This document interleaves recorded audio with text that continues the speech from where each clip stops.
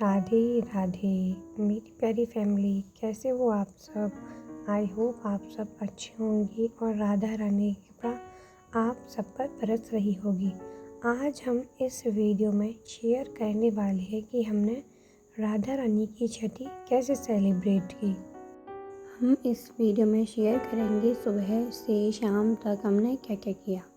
तो चलिए वीडियो की शुरुआत करते हैं। सबसे पहले हमने सुबह सुबह अपने कान्हा जी को जगाया। बड़े प्यार ही लाड दुलार से हमने अपने कान्हा जी को और राधा रानी को जगाया। ये बहुत ही हल्के कपड़े हैं जो कि मैं रात में कान्हा जी को और राधा रानी को दोनों को पहना के सुलाती हूँ। रोज़ ही कपड़े तो चेंज करने ही चाहिए राधा कान्हा के। तो मैं भी रोज़ रात को इत्र की या तेल की मालिश करते हैं, कपड़े चेंज करते हैं, उसके बाद उनको शयन कराते हैं। तो अब देखिए हमने अपने कान्हा जी को जगा दिया है।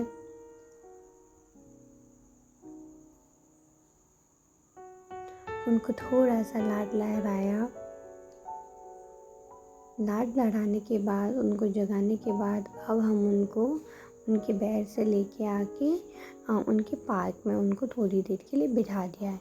क्योंकि यहाँ पे हम इसलिए उनको विराजमान करवाया कि यहाँ पे हम जो कुछ भी सुबह सुबह हम भोग लगाना चाहते हैं और आचमन कराना चाहते हैं वो सारी चीज़ें हम यहाँ पे पार्क में उनको यहाँ पे बिठा के कराएंगे।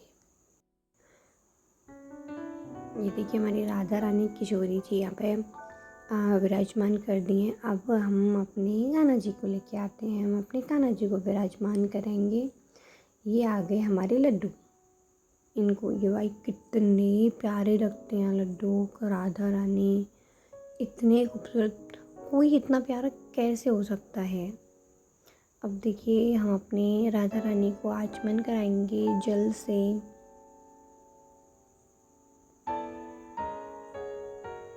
ऐसे ही हम अपने लड्डू गोपाल जी को भी आचमन कराएंगे। इनको थोड़ा सा लाड भी लड़ाएंगे और आप अगर चाहो तो दूध का भोग, मेवे का भोग भी लगा सकते हो।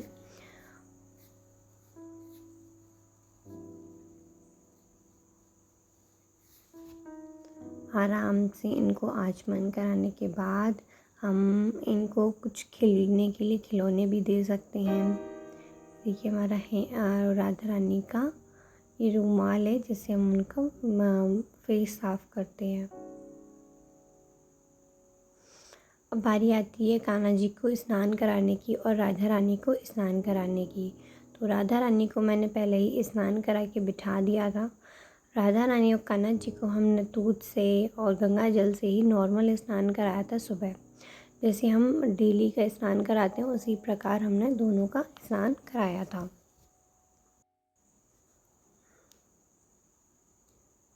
राधा रानी का मैंने स्नान करके नहीं इस वीडियो में शेयर किया है क्योंकि उनका स्नान मैंने गुप्त तरीके से करा के उनको विराजमान पहले ही कर दिया था और अपने लड्डू को आपके सामने ऐसे मैंने स्नान कराया और इसी प्रकार मैंने अपनी किशोरी जी का भी स्नान कराया था। उसके बाद हम अपने कान्हा जी को कपड़े पहनाते हैं।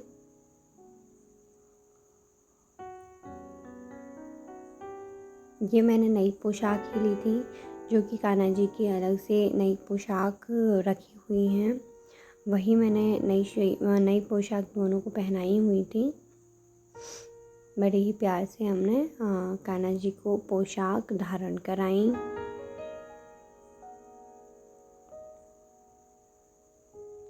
ऐसे ही हमने अपनी राधा रानी को भी पोशाक धारण कराई थी।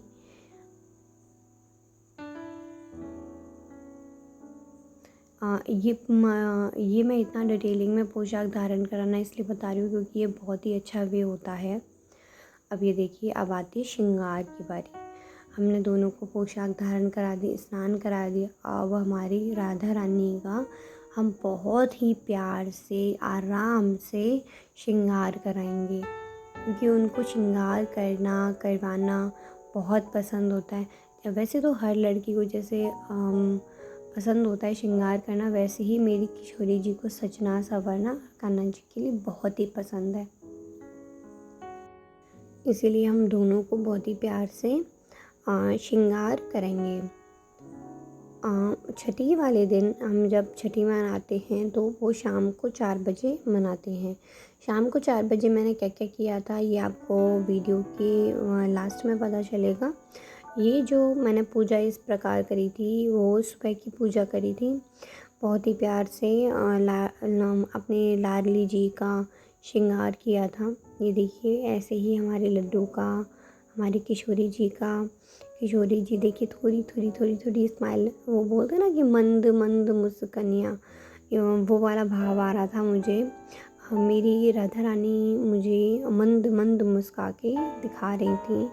बहुत ही ज़्यादा प्यारी, बहुत ही ज़्यादा अच्छी, मतलब अनएक्सपेक्टेड। किशोरी जी इतनी ज़्यादा खूबसूरत लगती हैं कि बस उनको देखते ही रहें ऐसा मन करता है। और अपनी किशोरी जी से हमें बातें करनी चाहिए, उनको अपनी सारी बातें बतानी चाहिए, ऐसे भाव करते हुए जैसे हम अपना श्रृंगार करते हैं, हम अपने कभी कभी सजते हैं, वैसे ही करना चाहिए। देखो हमने अपनी राधा रानी का श्रृंगार कर दिया है, वैसे ही हमने अपने लड्डू का भी श्रृंगार किया है। लड्डू भी बहुत ही ज़्यादा प्यारे लग रहे थे। अब मुझे समझ में नहीं आ रहा था कि मैं कौन सा मुकुट लगाऊं कान्हा जी के लिए। कान्हा जी भी कंफ्यूज थे, इसीलिए मैंने एक एक मुकुट आराम से लगा के दिखा था। ये मेरी किशोरी का चंद्र मुकुट भी मैंने कान्हा जी को पहना के देखा था, बट उनको पसंद नहीं आया तो उन्होंने नहीं किया। देखिए मैंने कान्हा जी के सामने ये सारे मुकुट रख दिए थे। मैं कहा आपको जो पसंद आ रहा है आप वो पहन सकते हो। फिर मेरे कान्हा जी ने वाइट और ये लाइट ग्रीन का मुकुट चूज़ किया था, जो कि मेरे कान्हा जी को पसंद आया। अब देखते हैं कि हमारे कान्हा जी का फाइनल लुक क्या है, वो किस तरीके से लग रहे थे। देखिए वो इतनी खूबसूरत लग रही थी भाई, क्योंकि मैंने फिर उनकी नज़र भी उतारी थी, क्योंकि वो बहुत ही ज़्यादा प्यारी लग रही थी। ये है फूल बंगला, जो कि हमने राधा अष्टमी पर राधा रानी के लिए तैयार किया था। ये देखिए मेरे कान्हा राधा कितने खूबसूरत लग रहे हैं। अब आती है उनका श्रृंगार करने के बाद आरती करने की बारी। तो हमने राधा रानी की आरती की बड़े ही प्यार मन से। और जब तक हम जो भी सेवा पूजा करते हैं वो उसका नाम जाप ज़रूर चलना चाहिए मन में। आप जो भी नाम जाप करना चाहते हैं वो नाम जाप ज़रूर ही करें। हमने आरती के टाइम कान्हा जी को, राधा रानी को चंदन का तिलक लगाया। चंदन का आराम से तिलक लगाने के बाद हमने उनके पास फ्लावर्स रखे, फ्लावर्स में। और फिर हमें कान्हा जी और राधा जी को दर्पण, उनकी जब हम श्रृंगार कर लेते हैं, पूजा सेवा हो जाती है, तो हमें कान्हा राधा को दर्पण ज़रूर दिखाना चाहिए। उसी प्रकार मैंने भी वैसे ही दर्पण दिखाया था। फिर हमने इन पे फूल अर्पित किए।